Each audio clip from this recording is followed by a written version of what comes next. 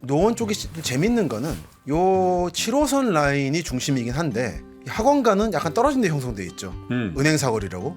기본적으로 임대료가 싸야 된다. 근데 하다 보니까 학생들이 이렇게 좀 역하가 떨어져 있으니까 적당히 좀 조용하고, 그리고 노원 쪽은 바로 옆에 불암산이라서 약간 이제 산골에 들어가 공부한 느낌이 납니다. 노원에 있을 때 학교 예비군이 불암산 쪽이어서 갔더니 서울은 최전방이다. 그게 불암 예비군 훈련대 구호입니다. 예, 노원이란 그런 곳이다. 서울의 어느 지역을 가더라도 최소 1시간이 걸려요. 여기서 어디로 가려면? 어디를 가려 그래도.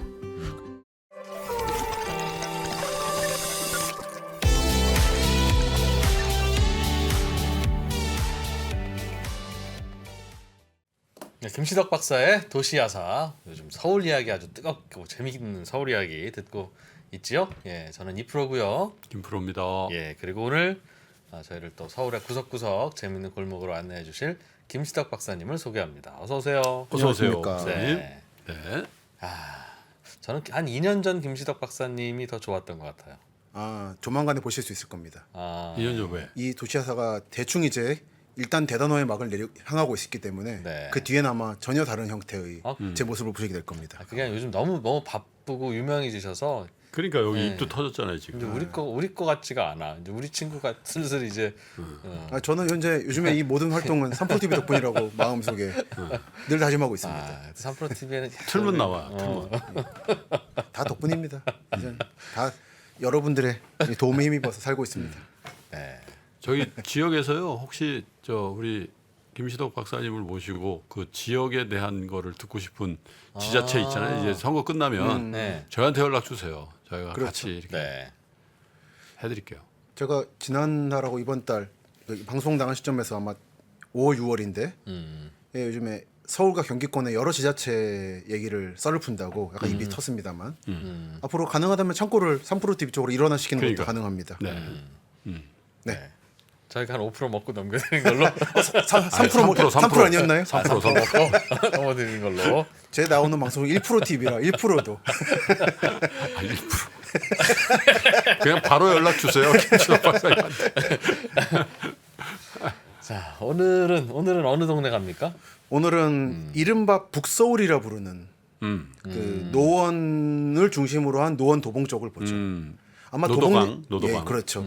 노도강인데 강북구는 지난 시간에 조금 봤고 네. 도봉구는 오늘 안 끝날 수도 있습니다. 안 끝나면 도봉구와 의정부를 묶을 생각입니다. 네. 오늘 노원은 끝내는 걸로. 네. 노원은 개인적으로도 좀 살아본 데라 아무래도 학교가 동북 쪽에 있다 보니까 그쪽에서 좀 살기도 했는데 예. 이런저런 기억이 있습니다.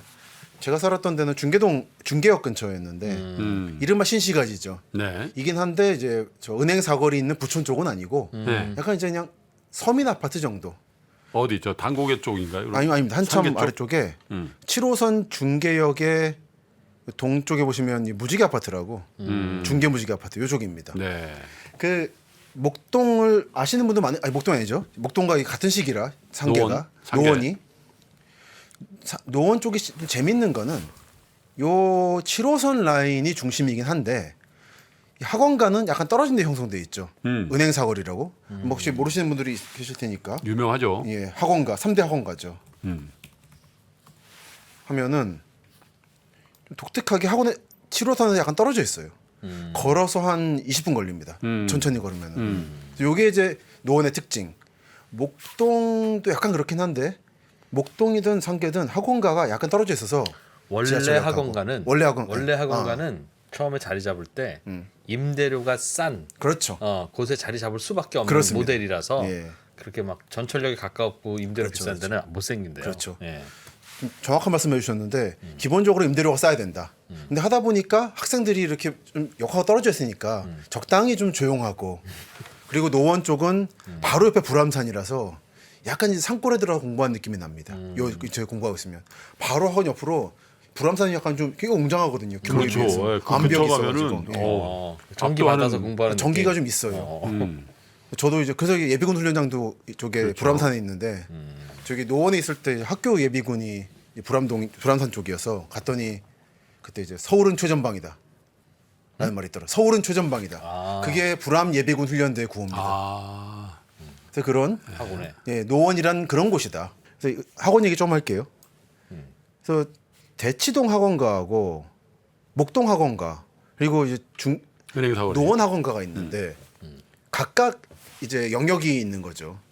그 강남 학원가는 SRT나 이거 경부고속도로 따라서 남해안까지 모든 사람을 흡수하고 있고 그렇죠. 수서역까지 와서 주말에 대치동에서 맞습니다. 공부하고 가는 지방 맞습니다. 학생들 많아요. 네. 그리고 방학 때문에 A&B 개념으로 대치동 아파트 같은 거 빌려주면서 하기도 하고 2000년대 초만 해도 이렇지는 않았던 것 같아요. 기억하는데 제 지인인 대학생들이 예를 들어 광양 같은 데로 원정 학원을 했어요. 2달 정도 가서 방학 때 쫙 돌고 과외하러. 과외를. 어. 그러면 이제 서울에서 선생님들 왔으니까 한번 쫙 모이고 이제 서로 상부상조하고 이제 떠나는. 근데 그게 이제 없어진 것 같아요. 이제 올라오는 방식으로. 확실히 그게 SRT 힘이라는 생각을 하는 게 SRT 생긴 다음에 전라도 광주라든지 경상북도 영주에서도 이제 병원 보러 SRT 타고 오고 그러면서 지역 병원들이 무너지는 느낌이 있는데 학원가도 좀 그런 변화가 있는 것 같습니다. 그래서 강남 학원가는 점점 커지고 있는데 여기에 비해서 목동 학원가와 은행 사거리 쪽은 규모가 그렇게 확 커진다는 느낌은 안 들어요. 역시 지역적인 차원에 머물고 있죠. 교통 때문에 그런 거예요? 교통이 그런 것 같습니다. 목동 학원가는 보니까 대충 인천 부평까지는 오더라고요. 매일 오는 식으로. 그래서 이제 목동 학원가가 힘이 있는데 이제 은행 사거리 쪽은 일단 지형이 굉장히 외집니다. 제가 여기 살아봤지만 서울의 어느 지역을 가더라도 최소 1시간이 걸려요. 여기서 어디로 가려면 어디를 가려 그래도. 그리고 핵심은 7호선인데 7호선이 끝없이 완행이죠. 고속 직행이 없죠. 직행이 없죠. 그 대신 말씀드렸지만 원래 급행 계획이 있었는데 IMF 터지면서 감사원에서 그걸 막았다는 설이 있습니다. 왜요? 급행은 낭비라고. 지금 이 시국에. 그래서 완행만 남겼다라고. 차선 2개를 만들어야 되는데 다시 돌아야 되는 거죠. 잠깐 양보해줄 차량 그렇죠. 그 차선을 하나만 했다는 거죠. 그렇습니다. 철길을. 그러니까 이게 확인되진 않고 있는데 꽤 철도계에서 많이 하는 얘기거든요. 근데 그게 이제 감사원이 미래를 잘못 봤다라고 말하면 그만 얘기긴 한데 꼭 그것만은 아닌 게 원래 지하철 4호선이 급행 계획이 있었어요. 그래서 그 흔적이 4호선 대암역이라고 군포랑 안산 사이에 반월역이 있습니다. 있어요. 예. 예. 거기 보면은 비어 있는 라인 하나가 있어요. 땅이. 그게 원래 급행 흔적이에요. 근데 했는데 철도에서 만들어 놓고는 안 쓴 거예요. 그러니까 감사원 보기에는 너 어차피 만들어 놓고 안 쓰지 않았냐. 그러니까 이거 해봤자 또 그럴 거 아니냐라는 생각할 수도 있는 거죠. 그래서 7호선은 급행이 없어졌고 그 덕분에 우리는 한없이 제가 이제 그 말씀을 7호선이 완행이에요? 완행입니다. 급행이 없습니다. 나 7호선을 거의 안 타봐가지고. 초록색, 근데 연두색, 연두색. 근데 7호선이 카키색 라인. 가장 중요한 라인 중에 하나입니다. 아 그래요? 왜냐하면 포천부터 인천 청라까지 가거든요. 강남에서 거쳐가면서. 그렇죠. 강남구청 거친다는 게 핵심이죠. 말씀처럼. 포천부터 청라까지 가요? 네. 그러니까 뭐 그냥 완전히 근데 그거를 그거 완행으로만 가는 급행으로 거예요. 했었어야지. 아우. 이게 지금 아마 기네스북에 올라갈 겁니다. 완행으로 가장 장거리를 운행하는 라인이 될 거라고. 지하철 중에? 지하철 중에. 세계적입니다. 근데 제가 이거를 중계동에 있으면서 구로공단 쪽에 약간 그 컴퓨터 회사에 약간 알바를 한 적이 있어서 출퇴근을 했는데 그냥 지쳐버리더라고요. 그때 1시간 10분, 20분 걸려요. 지하철로? 노원에서 구로까지. 예. 그러니까 이럴 바에는 노원에서 의정부를 가거나 남양 주간이 빠른 거예요. 그때 제가 생각한 거죠. 이게 하나를 서울에 말하면 안 되는 거고 쪼개야 된다. 그때부터 생각을 했어요. 어쨌든 그러다 보니까 약간 임대료도 싸고 하다 보니까 학원이 생긴 건데 그러다 보니 고립돼 가지고 기껏 해봤자 요 중랑구까지 정도고 또는 의정부 정도까지만 학원의 영역이다 보니까 역시 은행 사거리가 힘이 좀 떨어지고 그게 아마 아파트 값에도 영향을 미치는 게 아닌가. 목동과 비싸게 출발했는데 그런 느낌을 받습니다. 이제 노원 신시가지라고 하면 대충 요 느낌이죠. 요 느낌. 여러분들이 보시는 느낌은 요렇게인데 이렇게 보면 그냥 회색이 쭉 있는 느낌. 상계. 예, 상계, 중계, 하계, 월계, 계로 끝나는. 요쪽은 예전에는 고려시대 때는 꽤 중요한 라인이었어요. 그 말씀부터 좀 드리겠습니다. 제가 여러 번 지도를 소개했던 오래된 서울이라는 아주 좋은 책이 있죠. 그 유모 선생님이 쓴 서울 무슨 보다 이 책을 보시는 게 저는 아주 좋다 생각합니다. 심지어 한 권이에요. 어쨌든 고려시대 때는 개성이 중심이고 서울은 남경이었죠. 그래서 개성과 남경을 잇는 라인이 파주 장단을 지나서 파주에서부터 금촌에서 갈라지는데 장단이라는 게 지금 저기 저 통일동산 있는데 거기죠. 그 장단콩. 장단콩. 옛날에는 장단군이었지만 분단되면서 대부분이 북한에 넘어갔기 때문에 면으로 축소되면서 파주 일부가 됐죠. 그래서 파주에서 갈라지면서 하나는 해음원, 하나는 이제 양주로 갈라지는 회덕, 네. 그 2기 신도시. 그러면서 녹양을 거치면서 의정부죠. 그리고 노원으로 들어왔습니다. 이 노원역은 지금 노원역이 아니라 고려시대 노원역인 거예요. 역원이 있는 사리원, 인덕원처럼. 어디쯤입니까 지금? 지금 노원이에요. 요게 넓은 의미의 노원. 지금 노원구가 저 동네 예, 노원인데 그렇습니다. 옛날부터도 저게 노원이라는 노원역이다. 중요한 있었다, 곳이었어요. 사리원처럼. 그러니까 개성에서 출발해서 역참이다 이거죠. 그렇죠, 역참인 거죠. 그러니까 땅이 보시면 넓잖아요. 저희가 마들평야라 그랬거든요. 그렇죠, 원래. 그렇죠. 마들평야. 맞습니다. 평야니까 널찍하고 좋은 거예요. 거기쯤에서 한번 쉬어갈 만하다. 한번 쉬어가는 거죠. 해서 이제 남경 지금의 서울의 대충 신설동쯤에서 한번 쉬면서 여기 병원도 있어가지고 절에서 운영하는 아픈 사람 한번 고쳐주기도 하고 그리고는 이제 남경 들어갈 준비를 하는 거죠. 그러니까 꽤 중요한 곳이었어요 예전부터. 그러니까 어떤 의미에서는 요즘에 강남이 뜨는 이유가 사실 백제가 수도를 둘 만큼 사실 널찍한 땅이었다라는 얘기를 하기도 하거든요. 뭐 이제 부동산 김학렬 씨라든지 저는 약간 그거는 이제 너무 이제 역사를 통째로 보는 거긴 하지만 땅이 좋다는 건 맞는 거거든요. 그것처럼 노원도 원래 땅이 좋은 곳이었습니다. 뭐 하기 좋은 곳이에요. 말을 키우든 집을 짓든 공장을 짓든 그러니까 이렇게 좀 사연도 많고 그런 곳이라 생각합니다. 이게 그래서 고려시대 노원 보시면은 이게 고려시대 때 한번 수도를 옮기려고 그랬어요. 고려시대 때. 그래서 이 남경 쪽을 많이 봤는데 양대 후보가 용산이랑 노원이에요. 용산? 용산과 노원. 오. 고려 때. 고려 때 그때도 용산이 나와요? 용산이 나옵니다. 용산이 왜냐면은 그 예성강에서 와가지고 한강 하류에서 올라오면 금방이거든요. 그리고 당시는 고려 때까지는 한강 물이랄까 이제 바다를 배를 운행할 수 있는 라인이 뚝섬까지였어요. 모래가 안 쌓였기 때문에. 그러니까 개성에서 배 타고 이렇게 좀 오면 서해바다 거쳐서 와서 금방인 바로 거예요. 예. 일제 때에도 보면은 용산부터 교동도까지 환계도 거쳐가지고 하루에 한 번 운행했습니다 배가. 그러니까 진짜 되게 편한 일일 곳이었어요. 생활권이네. 일일 생활권이에요. 그래서 교동도가 떴던 이유는 예성강 가까워가지고 개성 가까워서. 그러니까 개성과 강화도권하고 서울은 생활권이다. 하루. 하루 생활권. 오. 그러니까 우리가 그걸 잃어버린 거죠. 그때 당시로는 굉장한 거네요. 굉장한 거죠. 그래서 뭐 교동도 같은 데 떴던 거죠. 지금은 거의 뭐 전방의 뭔가 그 벽총 같은 이미지가 있는데 예전에는 바글바글했답니다 사람들이. 아라비아 상인도 오고 네. 송나라 상인 어쨌든 그런 상황으로 강화 얘기하는 거죠. 강화했었죠. 말씀드렸었죠. 그래서 이 수도도 이전하려고 그랬다가 용산은 너무 이제 물이 거칠고 이 노원은 아무래도 좀 그래가지고 좀 외져가지고 그래서 결국은 이쪽이 되지 않고 남경은 여러 번 말씀드린 것처럼 이 경복국의 서북쪽 지역이 됐다라는 말씀 여러 번 드렸습니다.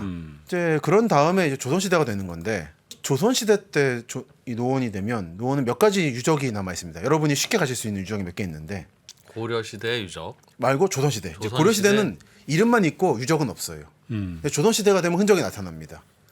그 중에 꽤 재미있는 게 있어서 아주 유명한 비석입니다. 설명을 좀 드릴게요.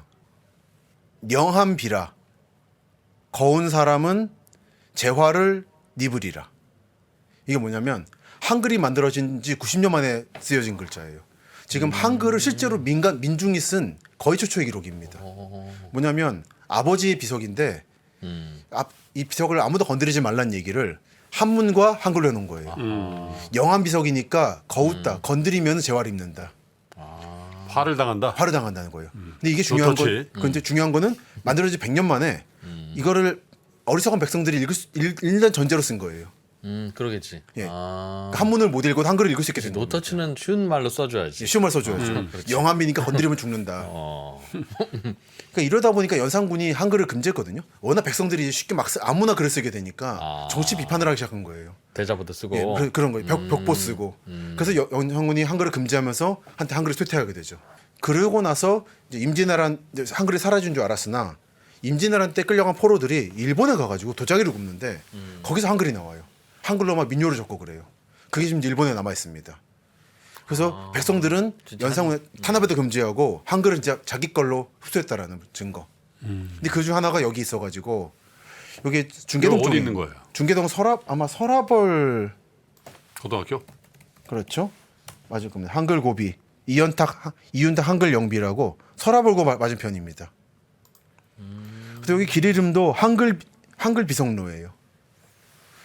원래 저 비석은 저 자리에 있었던. 예, 요 위치입니다. 저 동네 유지였겠지. 그렇죠.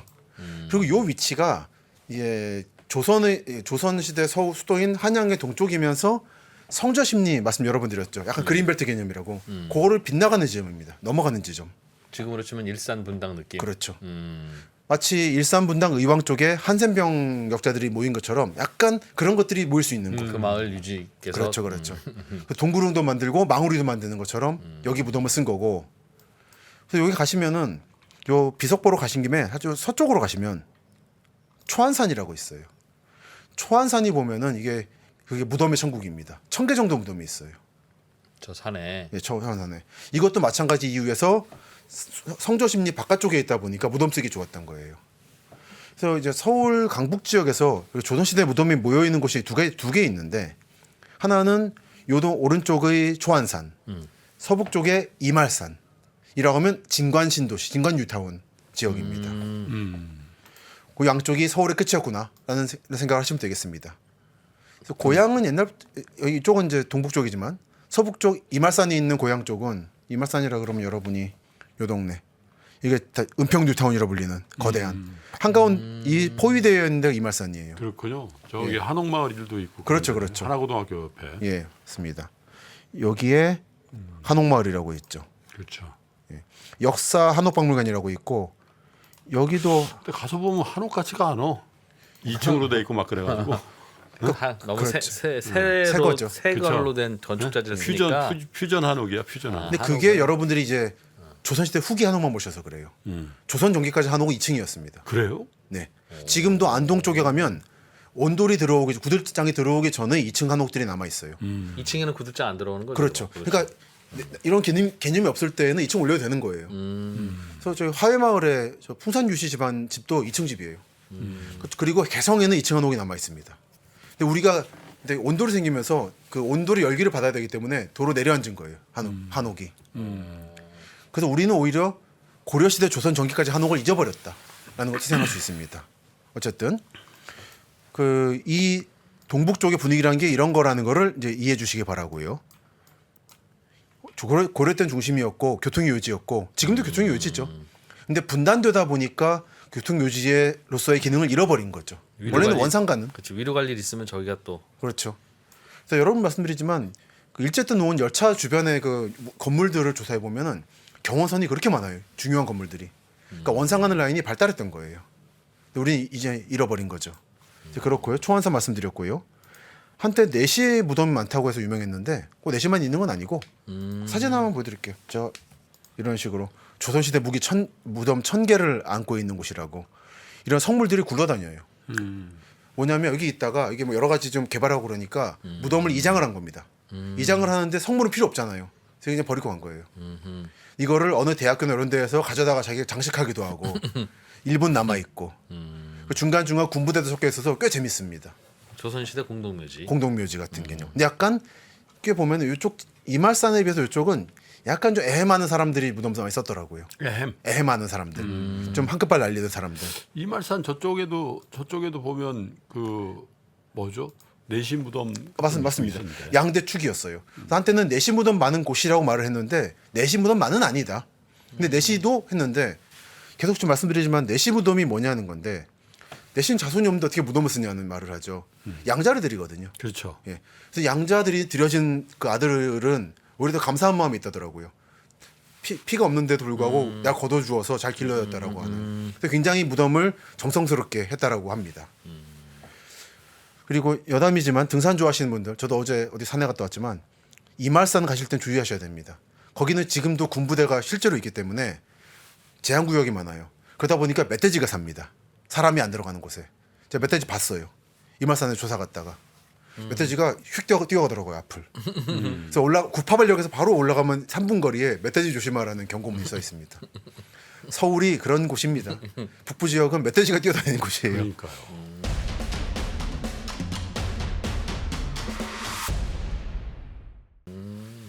여러분들이 창동 노원하면은 아파트만 많은 곳이라는 이미지가 있을 텐데 의외로 역사 유적이 많은 곳이에요.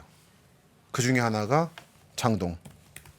창동리 비석이 뭐냐면요. 여기 창동초등학교 옆에 있습니다. 위치를 여러 번 옮겼었는데 이런 거라는 거 보시고요. 창동 이종표라고. 그러니까 창동이란 이름이 여기 창고가 있어서 창동입니다. 전국을 다니시다가 예를 들어 한때 저보다 한 세대 앞에 남자 그 강원도에서 군생활하신 분들은 다 아실 사창리. 아 사방거리. 예. 네. 사창리도 그 이름이 있었지만 창이 있던 곳이에요. 그러니까 꽤 지금은 산속 깊은 곳이지만 예전에 분단 안 됐을 때에는 중요한 창고가 있던 곳. 여기도 창고가 있어가지고 창동입니다. 나라에서 운영하는 창고. 그렇죠. 근데 사창리는 사설 창고고 요거는 이제 국가가 한 걸로 기억하고 있습니다. 옛날 양주군 일대. 그래서 요런 비석이에요. 근데 글자를 읽을 수가 없는데 완전히 너무 오래돼가지고 이런 비석이 이렇게 써 있었다. 창동리라고. 그래서 여기 위치가 여러분들 가보시라고 쉽게 갈 수 있는 곳이라.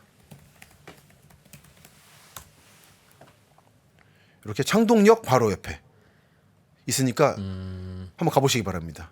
요 즈음에 있습니다. 저 비석이. 네, 비석이. 그래서 제가 이제 답사할 때 재밌는 게 여기랑 저 공덕역 마포 쪽에 가면은 대원군이 세운 공덕리 금표라고 여기 대원군 별장 주변이니까 얼씬하지 말 것이라고 세워놓은 요게 꽤 재밌는 비석들입니다. 양쪽에. 그렇고요. 그리고 지금 약간 일부가 끝날 시간인 것 같은데 지도 하나를 보여드리고 넘어가죠. 그 예전에 강남 얘기할 때는 제가 시흥군하고 광주군 말씀을 많이 드렸을 거예요. 원래 경기도 시흥군 광주군 땅이다. 근데 여기는 양주군 땅입니다. 양주군. 양주군 역사를 이해하시면은 남양주 신도시까지를 전체를 이해할 수 있죠. 그래서 조금 보여드리겠습니다. 제가 최근에 중랑구에서 썰을 푼 것 중에 이제 지도가 있어가지고 지금 서울 지역의 대부분은 옛날에 경기도 어디였습니다. 그래서 경기도의 역사책을 보면 이 서울요 외곽 지역 얘기 더 자세히 나와요. 근데 이 중에 1992년에 나온 양주 군지에 실려 있는 지도입니다. 양주 사람들은 지금도 이 대양주 시절을 그리워하는 게 있는데 지금의 성동까지가 양주였어요. 와부, 저 남양주 두물리 정도까지 양수리까지가 거의 양주 땅이었어요. 근데 이것 중에 이 북쪽만 지금 남은 게 양주예요. 아 청산까지 가는구나. 네. 연천 밑에. 그렇죠. 요 일부는 연천을 뺏겼고 일부는 파주에 뺏기고 그런 거죠. 그래서 그 중에 또 미군 기지가 들어온 동두천과 의정부는 또 따로 떨어져 나가고 그리고 요 지역은 도봉구, 노원구, 중랑구 뺏기고 서울에 뺏긴 거죠. 그래도 크네요. 그래도 크죠. 그래도 커. 예, 큽니다. 좀 더 보시면 이제 분리되는 걸 하나씩 좀 다 보여줄 건 아니지만 이게 이제 큰 거죠. 양주가 크니까 자르자 해서 가운데를 쪼개고 위아래로 나눠진 거예요. 그래서 양주군과 남양주군이 만들어지는 거죠. 양주와 남양주. 그렇죠. 그래서 지금도 이 지역의 정치적 이제 뭐 이 방송 나올 때는 지방선거 끝났을 텐데 이 동네의 단골 테마는 양주 재통합입니다. 아, 그 동네는. 예, 양주, 남양주, 의정부, 동두천 통합. 그래서 큰 도시를 만들자. 그래서 만들자는 거죠. 요즘에 지자체가 다 합쳐진 경향이 있잖아요. 그래서 남쪽에는 안양, 군포, 의왕, 과천 통합 얘기가 나오고 요 동북 쪽은 요 얘기가 있는데 동두천과 의정부가 예전 같았으면은 기지촌이니까 솔깃했을 수 있는데 아시다시피 의정부가 요즘에 기지촌 이미지를 벗고 신흥 주거단지로 뜨고 있습니다. 밀락지구라든지 예전 신시가지 지역이 뜨면서 다다음 주에 말씀드릴 텐데 이제는 넘어올 생각이 없다. 붙으면 오히려 남양주에 붙겠죠. 그리고 아시다시피 남양주가 가보면은 끝없는 아파트의 천국이고 아직도 개발의 여지가 많은 곳입니다. 그러다 보니까 제가 남양주 시장이면은 갈 생각이 없을 거예요.